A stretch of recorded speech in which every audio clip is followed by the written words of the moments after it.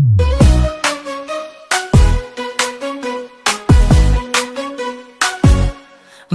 bergerak bersama guru penggerak, menebar manfaat bagi pendidikan merdeka. Lekas bergerak dalam pendidikan penggerak, ciptakan generasi unggul penopang bangsa. Mari bergerak, lekas bergerak, dan selalu menggerakkan.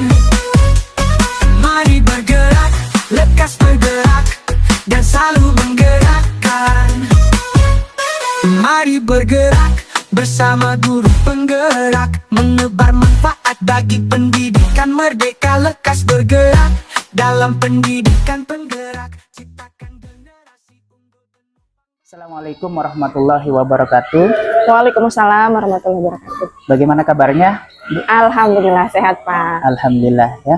Baik, maksud dan tujuan kita pada pertemuan hari ini, Bu, untuk wawancara terkait dengan pengambilan keputusan berbasis nilai kebajikan. Bisa, Bu? Bisa. Ya, silakan.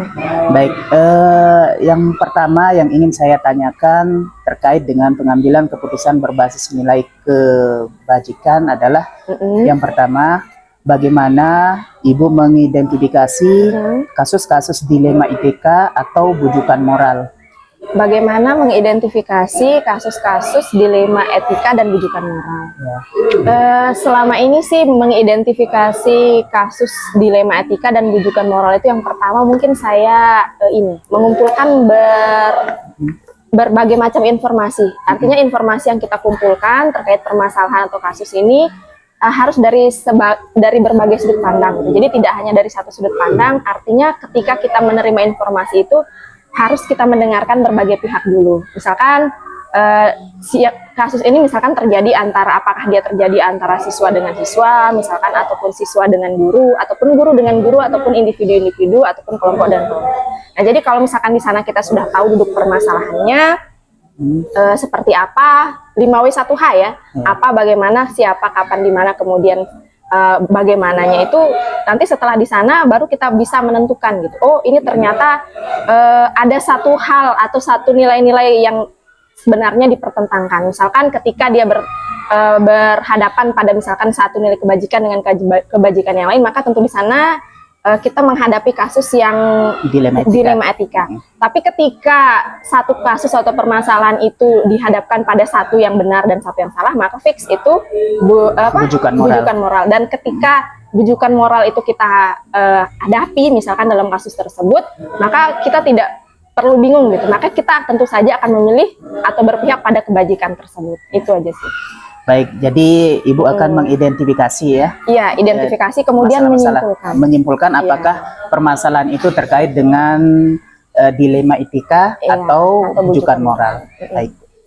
Untuk selanjutnya, untuk menjalankan pengambilan keputusan tersebut, sekolah terutama untuk kasus-kasus yang ada kepentingannya yang terkait dengan dilema ITK atau sama-sama mengandung nilai kebenaran. Bagaimana caranya Ibu untuk mengambil keputusan tersebut? Mengambil keputusan ketika berhadapan dengan kasus dilema etika. Mungkin di sini yang perlu kita perhatikan yang pertama adalah tadi setelah kita mencari informasi, kemudian kita tahu duduk perkara permasalahannya seperti apa, siapa yang terlibat, kemudian kapan dan bagaimananya. Mungkin kita perlu melihat dulu, pertama menilai apa saja misalkan nilai kebajikan yang dipertentangkan di sana. Misalkan antara kebenaran dengan kesetiaan, itu kan misalkan sering tuh kita hadapi dalam kehidupan sehari-hari ketika dalam pengambilan keputusan. Kalau misalkan dua hal yang sama-sama benar itu dipertentangkan, maka yang harus dilakukan tentu saja memikirkan atau mempertimbangkan solusi-solusi yang sekiranya bisa mengakomodir kedua nilai kebajikan ini supaya bagaimana bisa mengambil jalan tengah gitu. Tapi sebelum itu mungkin sampai kepada keputusan tersebut, yang keputusan yang alternatif solutif itu, yang pertama mungkin saya lebih banyak komunikasi ya, artinya sharing, kemudian mencari referensi lah ketika mungkin yang memiliki kasus serupa. Artinya, oh mungkin sekolah ini nih pernah mengalami hal seperti ini. Jadi kita butuh informasi sebanyak mungkin atau referensi bagaimana menghadapi atau menyelesaikan dan mengambil keputusan dari ketika kedua hal kebajikan tersebut dipertentangkan. Kayak gitu mungkin. Baik. Informasi dan kolaborasi, intinya kerjasama. Berarti intinya untuk menyelesaikan masalah terkait dengan dilema etika itu tentunya kolaborasi bersama rekan-rekan guru. Ya. Dan mungkin kalau ada kasus tersebut yang pernah terjadi di sekolah lain, sharing dengan kepala sekolah yang lain ya. Betul. Baik, untuk yang selanjutnya langkah-langkah atau prosedur yang biasa Ibu lakukan selama ini untuk menyelesaikan masalah itu yang seperti apa? Langkah-langkahnya ya, berarti ini runut gitu. Ya. Mungkin saya jelas sebutkan langkah-langkahnya saja. Mungkin yang pertama seperti yang tadi saya bilang, kita perlu informasi yang mendetail, menyeluruh, dan tidak sebisa mungkin konflik kepentingan itu dikesampingkan dulu. Informasi menyeluruh, kemudian setelah itu yang kita lakukan mungkin seperti tadi, konsultasi mungkin, cari referensi ini seperti apa, kemudian memperhatikan juga pihak-pihak yang terlibat atau berkepentingan itu aspirasinya seperti apa, kemudian di awal tadi kan ada nilai-nilai yang dipertentangkan itu apa, kemudian setelah itu kita sebisa mungkin mencari solusi atau alternatif lain yang mungkin bisa mengakomodir kedua hal tersebut. Artinya ketika dua sama-sama itu benar, ketika dua hal itu sama-sama benar, tidak mungkin kita mengenyampingkan satu dan mengambil satu yang lainnya. Jadi kayak gitu. Jadi alternatif atau win-win solution lah istilahnya ya, itu mungkin sebisa mungkin kita rumuskan bersama lewat jalur musyawarah tentunya. Kalau saya sih seperti itu. Jadi jangan kita mengambil keputusan meskipun karena ada konflik kepentingan kemudian kita mengambil satu dan mengabaikan yang lain. Artinya tetap kolaborasi, kerjasama, musyawarah sama pihak-pihak yang berkepentingan tersebut. Kemudian setelah itu seperti yang tadi, konsultasi, sharing, cari informasi sebanyak-banyaknya, mungkin konsultasi kepada pihak yang mungkin ditokohkan lah istilahnya, artinya yang sarannya didengar, kemudian pengalamannya sudah banyak gitu. Jadi seperti itu. Nah, ketika itu sudah menemukan satu hal yang kita anggap oh seperti ini nih solusinya, kemudian keputusan diambil. Nah, setelah keputusan diambil, mungkin setelah itu berjalan keputusan tersebut, kebijakan itu, setelah itu mungkin kita perlu refleksikan lagi. Artinya apakah sudah benar ini keputusannya seperti itu. Mungkin sederhananya begitu kali ya. Jadi intinya di dalam mengambil keputusan yang terkait dengan dilema etika itu harus memperhatikan yang terbaik buat peserta didik. Iya, itu. Intinya siapapun yang berkepentingan, entah itu peserta didik ataupun gurunya mungkin kan bisa saja itu terjadi kan. Ya. Baik Bu, untuk pertanyaan selanjutnya, hal-hal apa saja yang selama ini dianggap efektif dalam pengambilan keputusan dilema etika? Hal yang efektif ya. Seperti yang saya bilang ya, yang seperti yang saya bilang tadi mungkin. Hal efektif itu yang paling penting itu sih mungkin satu komunikasi sih intinya. Komunikasi yang efektif. Artinya ketika kita sudah sama-sama saling mengerti, sama saling memahami, nah di sana muncul istilahnya kayak kesadaran, oh ya mungkin ada salah satu pihak yang menerima satu sama lain sehingga ada tidak dibenturkan pada ego satu sama lain kayak gitu. Jadi ketika itu komunikasinya berjalan efektif, saya rasa itu bisa menjadi solusi untuk lebih cepat menemukan solusi kayak gitu. Komunikasi kemudian kolaborasi. Berarti selama ini dalam pengambilan keputusan itu harus komunikasi. Sama satu lagi mungkin ini waktunya, timingnya mungkin yang pas. Karena kan ketika kita menyelesaikan masalah itu mungkin saya rasa kita butuh waktu yang tepat. Artinya dalam hal kasus misalnya, terjadi satu kasus di mana dilema etika mungkin, kemudian ketika waktunya tidak pas mungkin nanti akan berpengaruh kepada hasilnya kalau menurut saya. Jadi timing mungkin penting juga. Baik. Untuk selanjutnya, dari tantangan-tantangan tersebut, apakah Ibu memiliki tata kelola atau jadwal tertentu dalam menghadapi dilema etika? Kalau jadwal sih mungkin tidak ada ya, tidak ada secara terjadwal kayak seperti yang dipertanyakan tadi, karena kan kita menyelesaikan atau mengambil keputusan itu berdasarkan insiden, ya betul, sesuai kondisi.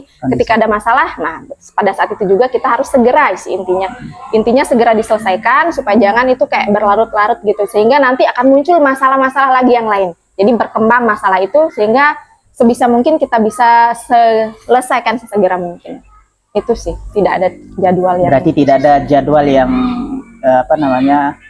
yang tersusun, Bu. Iya, Jadi sesuai kebutuhan. kalau ada masalah langsung diselesaikan. Iya, Seperti itu. sesuai kebutuhan. Sesuai kebutuhan. Tapi seperti yang saya bilang tadi, artinya kalau sudah lengkap apa istilahnya bahan lah istilahnya ya, artinya informasi sudah kita terima, kemudian konsultasi sudah kita lakukan, maka keputusan harus segera diambil sih menurut saya. Baik. Untuk pertanyaan selanjutnya, Ya. selama ini adakah yang membantu Ibu dalam penyelesaian permasalahan kasus-kasus yang terkait dengan dilema etika? Adakah yang membantu? Ini orang atau apa? Orang. Luar lingkungan atau apa gitu? Di lingkungan sekolah. Oh iya, kalau di lingkungan sekolah sih mungkin seperti yang saya bilang tadi, kita butuh komunikasi, kita butuh kolaborasi, sehingga mungkin yang bisa membantu ya warga sekitar mungkin. Artinya warga sekolah dalam hal ini, artinya ketika ada permasalahan, kita saling membantu.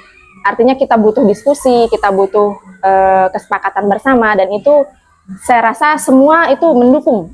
Dan yang penting juga di sini kondisi emosional sih yang saya rasa sangat membantu ketika kita mengambil sebuah keputusan dalam penyelesaian kasus dilema etika. Berarti semua dari warga sekolah dilibatkan ya, dalam pengambilan keputusan yang terkait dengan dilema etika.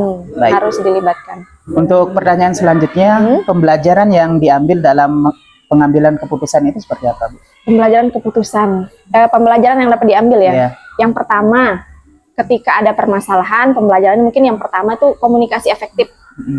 Kemudian pelajaran yang kedua mungkin yang bisa diambil itu adalah terkait dengan bagaimana kita menjalin kerjasama atau melibatkan semua warga dalam bentuk satu musyawarah untuk mufakat, itu sih.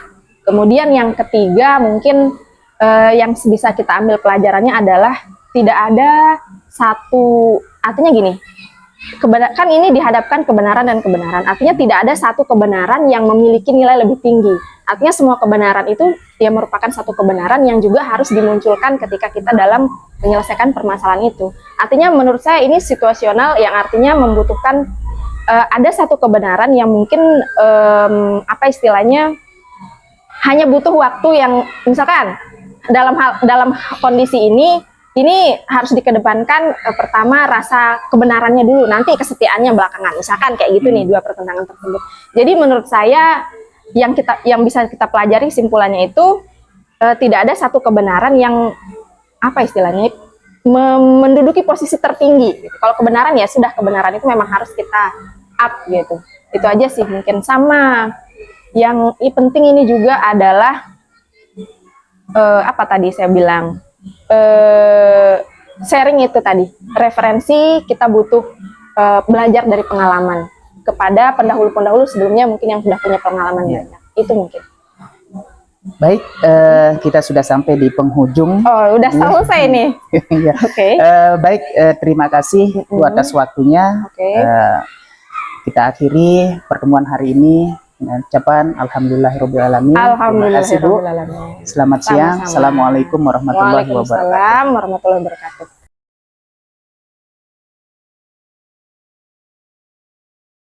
Assalamualaikum warahmatullahi wabarakatuh. Waalaikumsalam warahmatullahi wabarakatuh. Bagaimana kabarnya Pak Kepala? Alhamdulillah sehat, bagus. Alhamdulillah ya. Mohon maaf Kepala, saya mengganggu kegiatannya pada hari ini. Bisa Pak Kepala? Siap, aman. Baik, maksud dan tujuan kita pada hari ini adalah untuk melakukan wawancara terkait dengan bagaimana Pak Kepala dalam mengambil keputusan berbasis nilai kebajikan. Bisa Pak Kepala ya? Bisa. Baik, yang pertama yang ingin saya tanyakan Pak Kepala, bagaimana Pak Kepala mengidentifikasi kasus-kasus dilema etika atau bujukan moral di dalam sekolah kita ini? Ya, baik, bagus. Tentunya dalam mengidentifikasi dilema etika di dalam sekolah tentu tidak mudah, karena belajar dari pengalaman untuk menentukan itu suatu dilema etika, tentu kita akan menemukan kasus-kasus yang bervariasi. Contohnya seperti tentang perkelahian anak misalnya. Sebagai contoh, misalnya ketua kelas menegur salah satu temannya yang membuang sampah sembarangan. Dalam teguran itu ketua kelas tidak sengaja misalnya memukul salah satu bagian dari tubuh siswa tersebut. Nah, kemudian siswa yang merasa keberatan tentu akan melawan balik. Dari segi etika yang dilakukan oleh ketua kelas itu benar. Namun di sisi lain tindakannya juga salah karena memukul salah satu bagian. Dan sebaliknya yang tidak terima dengan perlakuan tersebut tentu akan membalas sehingga terjadilah perkelahian tersebut. Nah, mungkin itu adalah contoh identifikasi dilema etika tersebut. Baik, untuk selanjutnya, untuk menjalankan pengambilan keputusan dilema etika, terutama untuk kasus-kasus yang ada kepentingan yang sama atau sama-sama mengandung nilai kebenaran, bagaimana Pak Kepala dalam pengambilan keputusannya? Tentunya dalam pengambilan keputusan ini Pak Agus tidak serta-merta bisalah kita putuskan sendirilah. Paling tidak dalam mengambil keputusan ini kita harus memanggil saksi-saksi kejadian misalnya dan pelaku pada saat kejadian. Kemudian dalam mengambil keputusan ini tentu kita juga harus menerima pendapat dari rekan-rekan guru seperti itu, bagaimana baiknya sehingga keputusan yang kita ambil memberikan dampak yang baik bagi kedua belah pihak seperti itu. Baik, jadi di dalam pengambilan keputusan itu harus melibatkan warga sekolah. Warga sekolah, betul. Pak, Ibu guru yang ada di sekolah. Nah, bagaimana kemudian mengambil keputusan itu yang terbaik buat siswa? Betul. Pak, ya? Betul. Baik. Selanjutnya langkah-langkah atau prosedur yang biasa Ibu Kepala lakukan selama ini dalam menyelesaikan permasalahan dilema etika itu seperti apa? Langkah yang kita ambil untuk menyelesaikan masalah tersebut, biasanya kita dulu panggil yang bersangkutan. Kita panggil kedua belah pihak, kemudian kita dengarkan apa masalahnya sehingga bisa terjadi dilema etika tersebut. Kemudian setelah kita mendengarkan kesaksian dari kedua belah pihak, tentu kita mendengarkan dari saksi, misalnya teman-teman yang melihat. Kemudian kalau sudah seperti itu, kita panggil rekan-rekan guru. Bagaimana menyelesaikan masalah tersebut? Tentunya jangan sampai keputusan itu keputusan yang kita ambil merugikan anak-anak kita. Jangan sampai itu akan menjadi, oh ini Pak gurunya berat sebelah seperti itu. Jangan sampai seperti itu. Baik. Jadi harus pelibatan juga ya. Ya. Kita harus tahu dulu langkah duduk permasalahannya seperti apa. Terus selanjutnya melibatkan dari orang tua. Pokoknya warga sekolah termasuk orang tua wali siswa. Baik. Untuk selanjutnya, Pak Kepala, hal-hal yang selama ini dianggap efektif dalam pengambilan keputusan dilema etika itu seperti apa? Hal-hal efektif yang kita ambil dalam menyelesaikan dilema etika tersebut ya tentunya dengan musyawarah. Musyawarah, Pak Agus, karena namanya masalah ini kan kalau tidak diselesaikan secara musyawarah atau rembuk bahasa kita mungkin tidak bisa kita selesaikan. Kemudian kita minta pengertian lah dari kedua belah pihak, jangan sampai kejadian ini bisa terulang lagi seperti itu.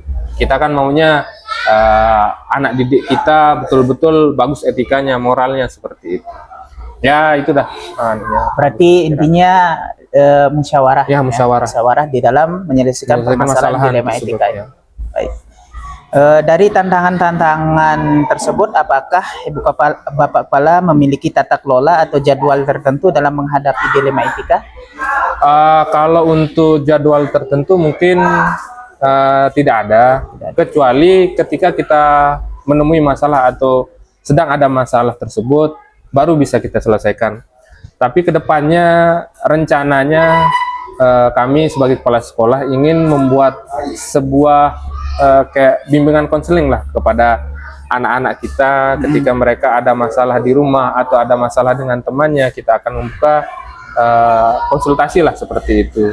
Mungkin dengan begitu anak-anak kita mungkin bisa terbuka lah dengan tentang masalahnya, apa masalahnya di dalam menghadapi pelajaran. Kemudian mungkin ada guru yang mereka tidak sukai atau ada pelajaran yang mereka tidak sukai, mungkin kita bisa lakukan konsultasi seperti itu. Baik, jadi dalam menyelesaikan permasalahan itu tidak terjadwal ya, insiden. Ya, jadi insiden. waktu ada kejadian baru diselesaikan kita selesaikan. Dan rencananya ke depan akan membuat atau memfungsikan dari guru-guru ini untuk bimbingan konseling pada siswa yang mengalami permasalahan bukan hanya di sekolah tetapi juga di rumah. Baik. Betul. Terus selama ini adakah yang membantu dalam penyelesaian permasalahan kasus-kasus dilema etika itu? Pihak-pihak yang membantu banyak sekali Pak Agus. Rekan-rekan guru tentunya membantu dalam menyelesaikan masalah ini. Seperti kita kan namanya keputusan, nggak bisa kita ambil individu atau sendiri. Tentu kita melibatkan rekan-rekan guru, mungkin dari wali murid kalau memang ada permasalahan yang melibatkan wali murid. Kemudian tentunya anak-anak kita juga berperan sangat aktif ketika ada kejadian, mereka langsung memberitahu. Oh gini Pak Guru, ada kejadian ini, seperti itu. Jadi keterlibatan siswa, kemudian rekan-rekan guru dan wali murid sangat membantu kita. Berarti semua elemen sekolah, ya? Semua elemen warga sekolah untuk membantu bagaimana kemudian di sekolah itu tidak ada terjadi permasalahan-permasalahan. Baik. Terus pembelajaran yang diambil dalam mengambil keputusan permasalahan dilema etika itu seperti apa? Yang bisa kita ambil hikmahnya dari permasalahan tersebut Pak Agus, jadi sebisa mungkin kita memposisikan diri di tengah-tengah atau netral. Jangan sampai kita memihak salah satu siswa, kita memihak salah satu wali murid kalau misalnya ada masalah seperti itu. Kita memposisikan diri di tengah-tengah.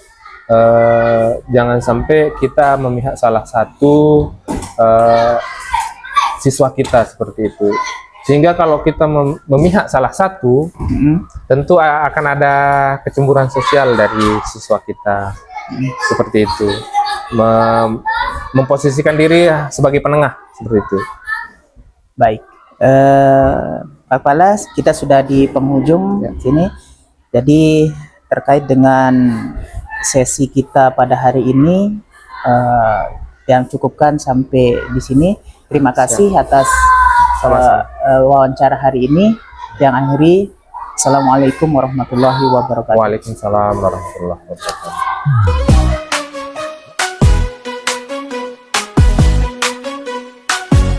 Mari bergerak bersama guru penggerak, menebar manfaat bagi pendidikan merdeka. Lekas bergerak dalam pendidikan penggerak, ciptakan generasi unggul penopang bangsa. Mari bergerak, lekas bergerak, dan selalu menggerakkan. Mari bergerak, lekas bergerak, dan selalu menggerakkan. Mari bergerak bersama guru penggerak, menebar manfaat bagi pendidikan merdeka. Lekas bergerak dalam pendidikan penggerak, ciptakan generasi unggul penopang bangsa.